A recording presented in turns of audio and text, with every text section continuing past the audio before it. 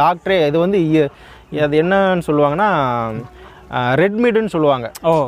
வாத்தெல்லாம் வந்து red meat கேட்டகரியில் வந்துடும். அதிகப்படியான இரும்பு சத்துகள் உள்ள ஒரு இதுதான். நீங்கள் பிராய்லர் கோழி நீங்கள் வாங்கி சாப்பிட்றதுக்கும் இது வாங்கி சாப்பிட்றதுக்கும் நிறைய டிஃப்ரெண்ட் இருக்குது. இது கிட்டத்தட்ட வந்து நாங்கள் எந்த விதமான ஃபீடு எதுவுமே போடுறதில்ல. அதுவாக இந்த காட்டில் அலையும் சாப்பிடும். அப்புறம் இந்த தொட்டி நாங்கள் கட்டி விட்டுருக்குறோம் 25க்கு 35 அடி நீள அகலம். ஆழம் வந்து பார்த்தீங்கன்னா 3 அடி ஆழம்.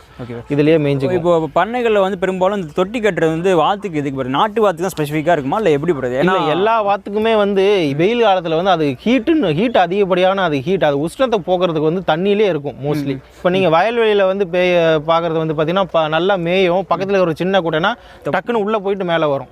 இது ஏன் அரிசி இங்கே வச்சிருக்கிறோம்னா அதுக்குள்ளே நல்லா மேய்ஞ்சிட்டு டக்குன்னு மேலே ஏறி அரிசி சாப்பிட்டு டக்குன்னு உள்ளே போயிடும். அது வந்து அதோட ஹீட்டை வந்து வெளியே ஏற்றணும். அதனால் அது தண்ணியிலே இருக்கிற மாதிரி அது இருக்கும். தண்ணி